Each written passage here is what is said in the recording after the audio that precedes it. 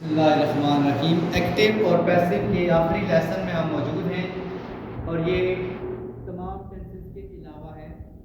और यहाँ पे देखें लिखा हुआ है ये इम्पेरेटिव सेंटेंसेस, यानी हुक्म देने वाले, नसीहत वाले जुमले जो होते हैं ये इम्पेरेटिव सेंटेंसेस कहलाते हैं।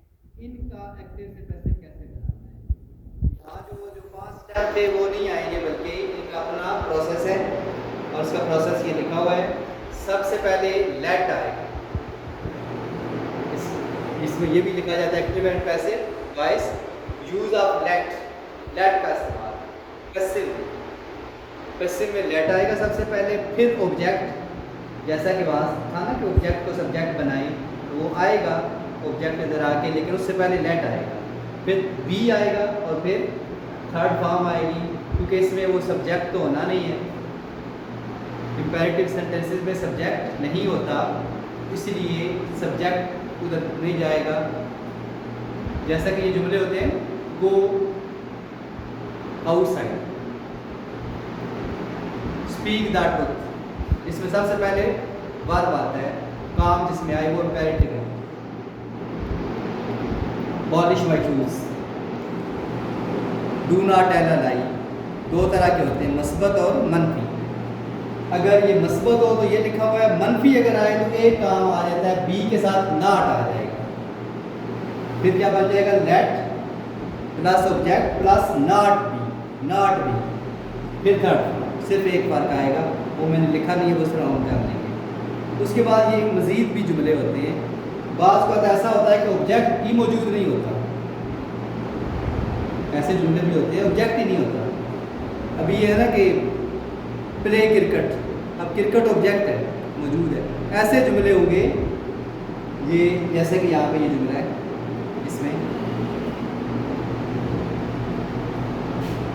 बी काइंड टू चिल्ड्रन, इसमें ऑब्जेक्ट नहीं है, तो इस अगर ऑब्जेक्ट मौजूद ना हो तो फिर ये लिखा जाता है, यू आर रिक्वेस्टेड। अब लेट नहीं आएगा, ये आएगा यू आर रिक्वेस्टेड या फिर यू आर ऑर्डर्ड, आपको से रिक्वेस्ट की जाती है, आपको ऑर्डर किया जाता है। यू आर एडवाइज्ड भी इसमें आता है, मैंने तीसरा लिखा, यू आर एडवाइज्ड वगैरह इस्तेमाल किया जाता है। ये कब होता है, जब ऑब्जेक्ट ना हो। जैसे ये देखिए ना, कैच द बर्ड्स, इसमें बर्ड ऑब्जेक्ट है, ये ऑब्जेक्ट है तो आ जाएगा। जब इस तरह के जुमले होंगे, वर्क हार्ड, अब इसमें ऑब्जेक्ट नहीं है, वर्क हार्ड, तो उस तरह के जुमलों में फिर ये है कि इस तरह आएगा, यू आर रिक्वेस्टेड और यू आर ऑर्डर्ड। और इम्पेरेटिव में तीसरे वो जुमले होते हैं जिसमें लेट उसमें ही आ जाता है, एक्टिव में लेट अस आता है ना, let us go for a walk, आओ सैर के लिए चलते हैं। ये यहाँ पे जुमला है, लेट अस प्ले क्रिकेट, ये बनाएंगे हम। तो लेट अस अगर इधर ही आ जाए एक्टिव में, तो फिर पैसिव में लेट इस्तेमाल नहीं होता।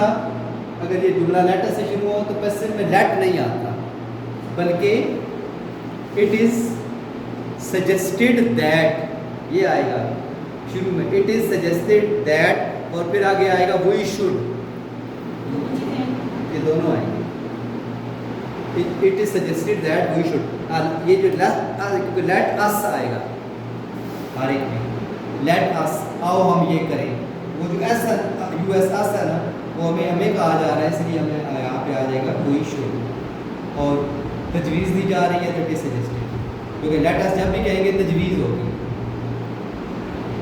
लेट अस गो आउटसाइड, आओ बाहर चलें, आओ क्रिकेट खेलें, आओ सबक पढ़ें, जो भी होगा वो तजवीज़ होगी, इसलिए इट इज़ सजेस्टेड आएगा।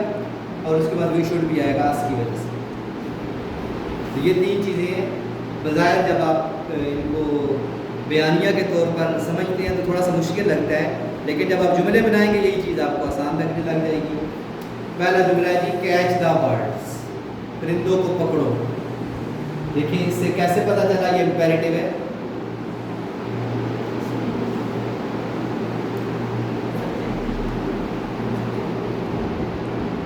बिकॉज इसमें हुक्म दिया जा रहा है कि आप इसमें हुक्म है, ये जो भी है, यानी वर्ब पहले आ गया, हाँ, काम भी असल में वो जो सब्जेक्ट होता है, आई, वी, यू, माई टीचर, ये वो सारे नहीं है, जो काम है वही पहले आ गया, तो इससे पता चला।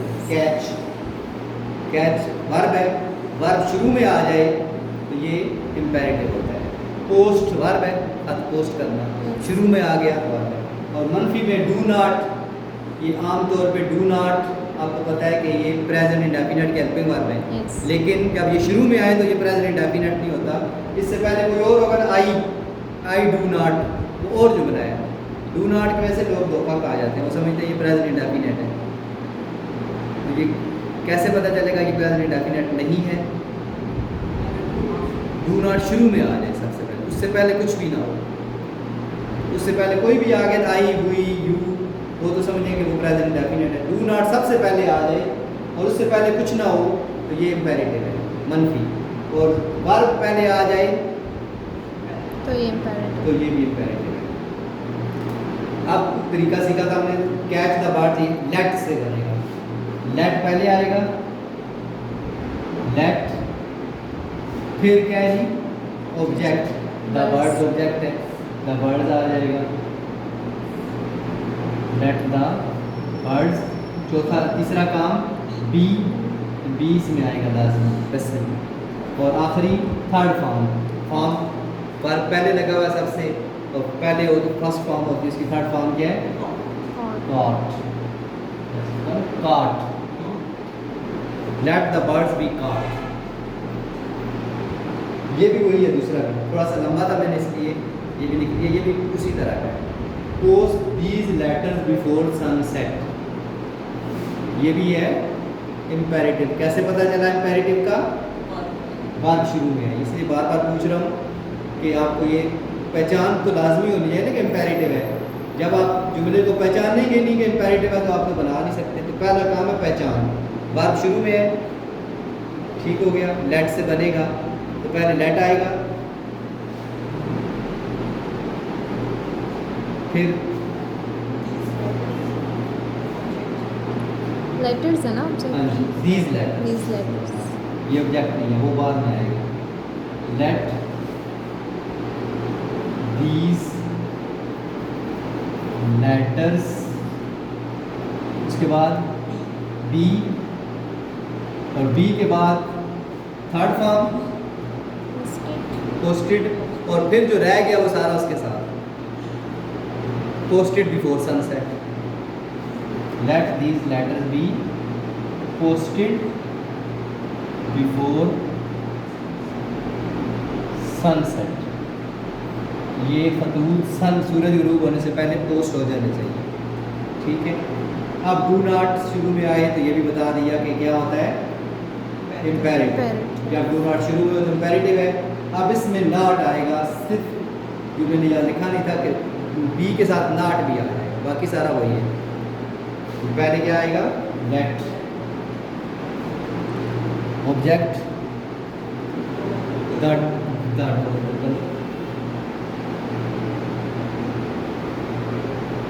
फिर डी, लेकिन न चूंकि ये नॉट है, डू तो खत्म हो जाएगा, ये डू खत्म हो जाएगा, ठीक है। नॉट बी इधर आ जाएगा, नॉट बी, और थर्ड फॉर्म लॉट।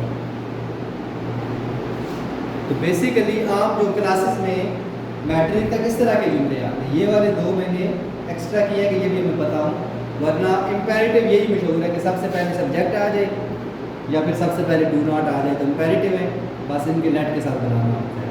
ये दो हमने अलग से सीखे, चले ये भी काम आ जाएंगे कि ये वो लिखा हुआ है कि अगर ऑब्जेक्ट मौजूद ना हो, be kind to children's,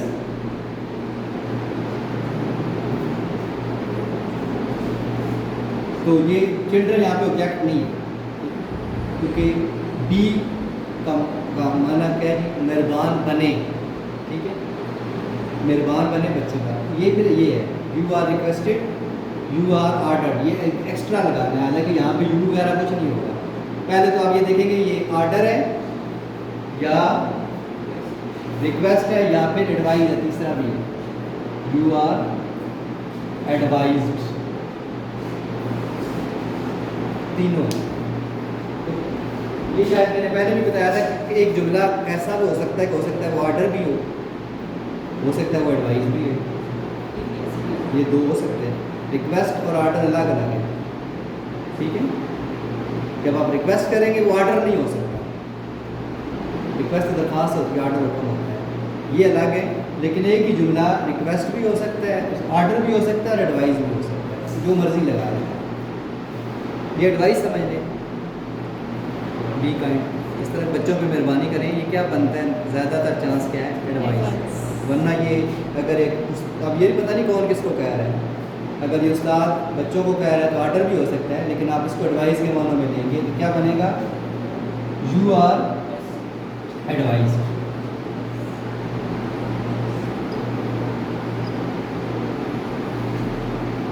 you are advised, क्या आपको नसीहत की जाती है। अब टू आएगा इसके बाद, to be kind, you are advised, ये टू उस मफहूम में है कि क्या नसीहत की जा रही है, वो टू उसमें लगेगा। क्या नसीहत है जी, जो आगे ये चीज़ है वो उधर लिख दें। अब इसमें टू बी काइंड और टू चिल्ड्रन, ये यू आर एडवाइज एक्स्ट्रा लगाएंगे, बाकी ये जुमला वहाँ बन जाएगा, क्योंकि इसमें यहाँ पे एडवाइस के बाद क्या लगेगा, टू। ये बात याद रखें, या कि डायरेक्ट इंटरेक्ट में भी सीखेंगे आप। एडवाइस के बाद टू लगाना, जब टू लग गया तो फिर आप थर्ड फॉर्म नहीं लगा सकते, टू के बाद थर्ड फॉर्म नहीं लगता, तो थर्ड फॉर्म पहले लग गई है, यू आर एडवाइज्ड। अब टू आ गया, अब यहाँ पे काइंड की थर्ड फॉर्म या कोई और लफ्ज़ हो जैसे वर्क, तो वर्क नहीं आएगा, बल्कि टू के बाद फर्स्ट फॉर्म में आएगा। तो सिर्फ इसमें जब ऑब्जेक्ट ना हो, ऑब्जेक्ट हो तो फिर ये है, ऑब्जेक्ट ना हो तो फिर चूँकि ये वाला तो ना लेट आएगा और ना ऑब्जेक्ट है, ऑब्जेक्ट तो है ही नहीं, बी आ गया, वो बी इस वजह से आया कि यहाँ पे लगा हुआ। और आखिरी है let us play cricket, let us play cricket. तो अभी से शुरू करते हैं। तो लेट अस जब आएगा तो यहाँ पे लिखा हुआ था it is suggested that we should, अब it is suggested that we should, तो 5-6 लफ्ज़ तो ये आपको इधर ही मिल गए, बाकी 1-2 लफ्ज़ आपने इधर लिखे हैं। अब लेट ख़त्म कर देंगे और अस तो ख़त्म ही हो जाएगा, तो पीछे क्या रह जाएगा, ये सारा तो आपने याद कर लिया, बाकी 2 लफ्ज़ रह गए, इधर से लिख देंगे, क्या बन जाएगा, it is suggested that we should, और पीछे क्या रह जाएगा, play cricket, that we should play